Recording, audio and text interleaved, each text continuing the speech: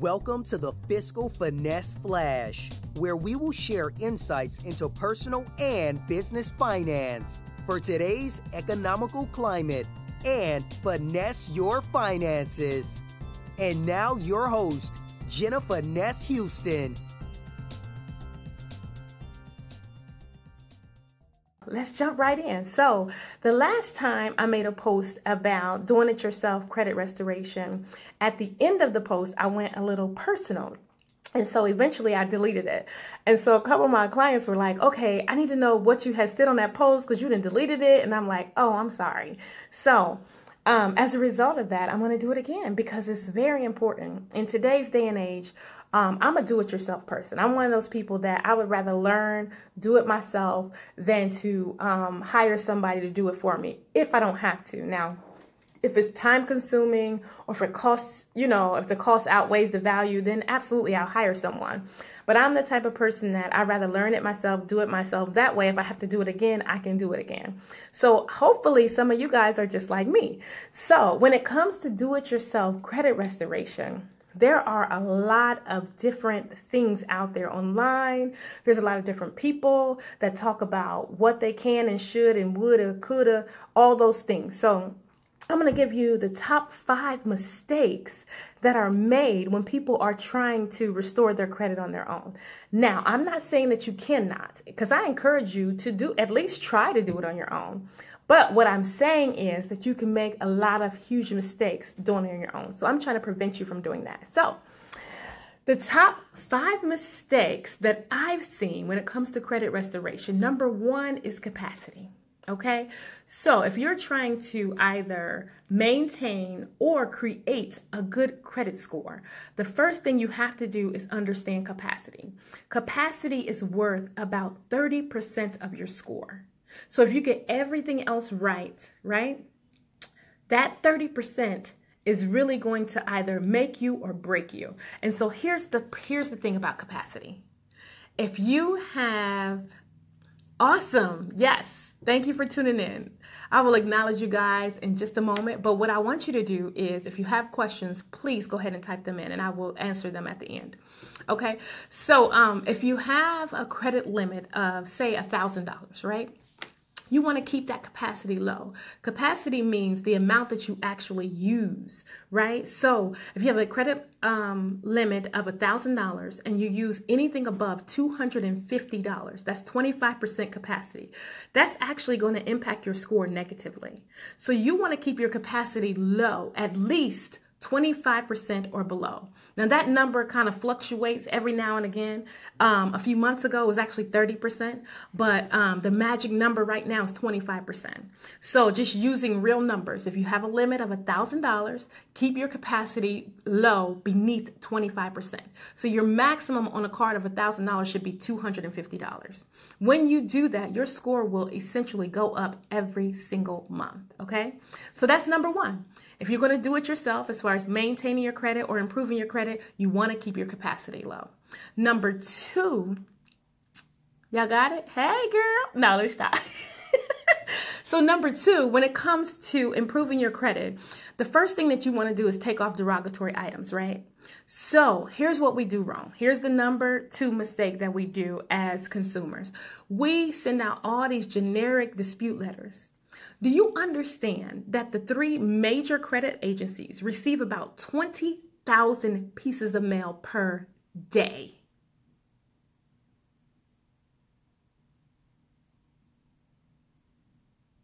I'm still here. That's why I was blinking my eyes. No, 20,000 pieces of mail per day. So when you send those generic letters that don't say anything about the law and you're saying stuff like, oh, this ain't mine, or, all those different things that we say to dispute, right? If you're sending those generic letters, you're not going to get a favorable response. You will have to make sure that you're quoting the law, the Fair Debt Collection Practices Act, or the Fair Credit Reporting Act.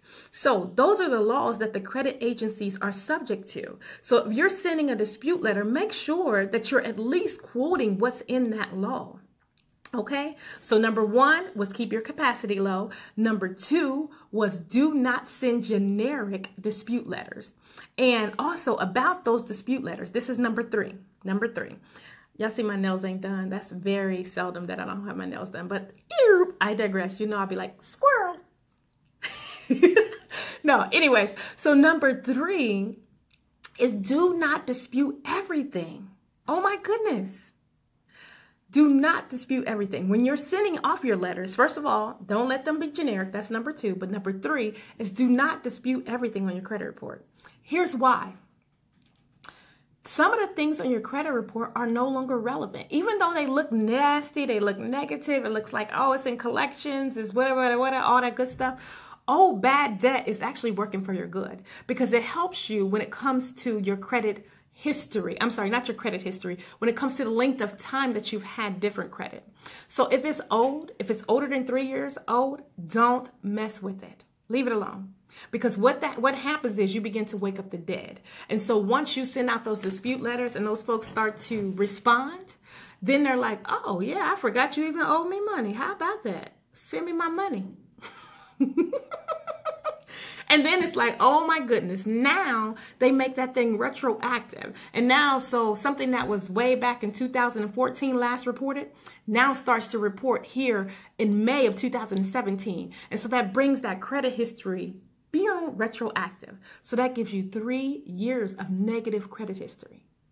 So after so long, it's no longer affecting your score. After 2 years, no matter how derogatory it is, it's no longer affecting your score. So you need to be mindful of that. So that's number 3. Don't dispute everything. Be mindful of how you dispute. That's the hugest mistake people make. They'll sit up there and they'll get their credit reports and they'll say, oh my goodness, all this looks negative. All this looks horrible. Let me dispute it. Because 9 times out of 10, no, not 9 times out of 10. That's a horrible statistic. You know, why do we say stuff that we've been taught? Okay, that was horrible. Erase that from your memory. It's not 9 times out of 10. Let's just say about 72% of the time. Is that a better statistic? I like that.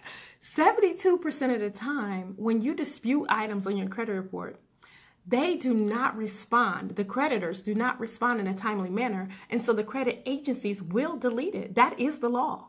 So don't go disputing everything, but just be very strategic in what you dispute. Okay? So y'all got 1, 2, and 3, right?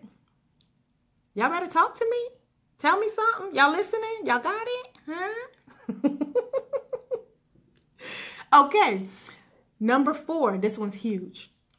This one is super duper huge. I see this all the time. Number 4 is do not agree to settle an account without getting some type of terms. Here's the huge mistake that people make. They feel like, oh, I paid that off. Why is it still on my credit report? You have absolutely no leverage after you've paid something off. They will continue to leave it there. It will not go away. It doesn't have to go away. According to the law, it can stay on your credit report for up to 7 years. So before you pay something off, get some type of arrangements where you say, hey, I'm not going to validate this debt and say that it belongs to me. But what I will say is that it's affecting me negatively. And because it's affecting me negatively, I will pay it if you remove it. Doesn't that sound better? Those are the terms that you should make when you're disputing things, when you're paying things off, when you're settling debt. If you're settling an old debt, take it off my credit report.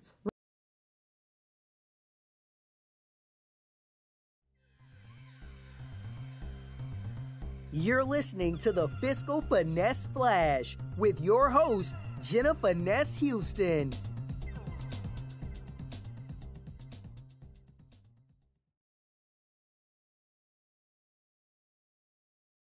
Right? Because all they really, really want is the money. And so you have leverage when you're about to pay them money. So make sure that you are requesting that things be removed. Okay? So number 1 is what? Capacity. Number 2 is what? No generic letters. Number 3 is do not dispute everything on your credit report. And number 4 is do not pay a settlement without getting any terms. Okay? And then last, but certainly, I can't even talk. Last, but certainly not least, number 5. Oh, somebody just texted me, sorry. Here's the huge mistake that people make. So this is the last one, number 5. Do not, this is a big do not get additional debt in order to improve your credit score. That is just not smart at all. It's not smart. Do not get additional debt to improve your credit score. If you're going to improve your credit score, you need solutions that are not going to increase your debt. You need solutions that are going to improve your credit score and possibly even increase your savings account. So with the Fiscally Fabulous solutions, we absolutely have solutions available that not only increase your credit score, but do not create additional debt for you and also increases your savings account. So do not just go out and get a secure credit card, right? Because guess what's going to happen? If you have not changed your mindset, your habits will not change. And you will run that card up just like you've ran the rest of your cards up. So don't do that. If people encourage you to do that, tell them, you know what? You need a little bit more research. Don't do it. Don't do it. Get you solutions that's going to increase your credit score, decrease your debt, and increase your savings. Boom. If they can do all 3 of those are thebomb.com. Okay? So I'm going to run through it one more time. And if you have questions, this is the perfect time for you to ask them because I'm going to go ahead and address your questions. So number 1 is what? Keep that capacity low. Number 2, do not send generic letters. Number 3, do not dispute everything that's derogatory on your credit score. Number 4, do not agree to any settlements unless you have agreed to some terms of deleting from your credit report. And then lastly, number 5, do not get additional debt in order to improve your credit. Okay, so I hope this has been some useful information for you all. If you're going to do it yourself, do it yourself. If you're going to hire a professional, holla at your girl. This is what I do. I actually love to do it. And I see that there are several people already logged onto the line who have gotten some assistance from either Fiscally Fabulous or Financial Comfort. So if you have, please comment below. And we greatly appreciate it. Oh, I see all them hearts. Who is that? Heart, heart, heart, heart, heart. I love it. Hey. Okay, so let me see who's out here and let me see if anybody has any questions. So, hey, Hetty, how you doing? Ashante. Oh, girl, I'm getting with you today. Don't even worry, okay? All right, so, hey, Janet. Hey, Ngazi. Oh, this is what happened. Hey, Karen, how you doing? She said, I tuned in right on time. Absolutely. Hey, Linda and Janita. Hey, hey, hey. You're listening to the Fiscal Finesse Flash with your host, Jenna Finesse Houston.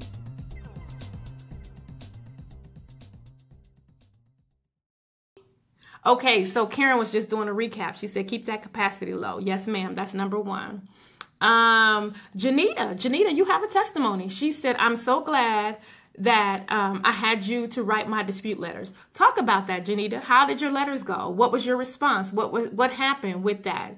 So please type that in the comments. Karen was doing a recap. She said no generic dispute letters for number 2. Absolutely. And number 3, do not dispute everything. Yep, she got a question mark. You doing like this? The emoji that's like, yeah, if you dispute everything, it's ridiculous because if there's old things on there, you have to be very strategic on what you dispute. Regardless of the amounts, it's really the time that's important. But if the amounts can be taken into consideration, but be very strategic about disputing. Okay. Hetty says, I'm waiting on 2 credit agencies. I received experience. What is the website for saving to build your credit score? Okay, so one of those, so there's several. The one that I really recommend is Digit. Digit, D-I-G-I-T. That is an app, actually. And I can send you a link, and the link will actually allow me to gain some money, and it'll allow you to gain some money. So, text me, Hetty, and I'll send that to you. Okay? Karen says she's taking notes. Hey, Mr. Cole. She said, I got it. Hey, Christian. All right. And then, so I don't see any questions. I'm still scrolling, but let me see here. Hey, Elder Walker. Hey, Monica. Hey, Treva. Let me see. Okay, so Karen says, I'm in Jersey. How can we connect? So, Karen, that's a great question. Here's the thing. I counsel folks all over the United States of the America. So all you have to do is call me 614-996-6976, and we can set something up. We can either do a Skype call, we could do a video chat. Time is of the essence, but distance does not make a difference at all. So I can help you no matter where you are, and would love to do so, okay? I think that's it. We don't have any questions. So I hope this has been helpful for you. If it's been helpful for you, please share with someone else. If people are going to do it themselves, do credit restoration themselves, I do not discourage you from doing it yourself. But if you're going to do it yourself, you really need to be mindful of the things that can help you. Okay. So this has been your Fiscal Finesse Flash. I appreciate you guys logging on. If you have any questions, I am available. My telephone number is 614-996-6976. I see Treva just shared the video. I really appreciate it. Thank you. Thank you so much, y'all. Continue to share. Continue to be in the know. Knowledge is power. And as we continue to get knowledge, we become more and more powerful. So y'all have a super duper awesome day.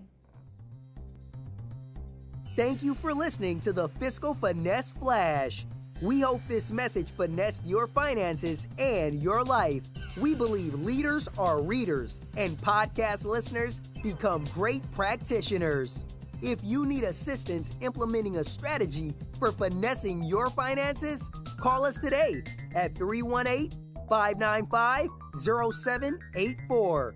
Until next time, finesse your life and don't live in fiscal strife.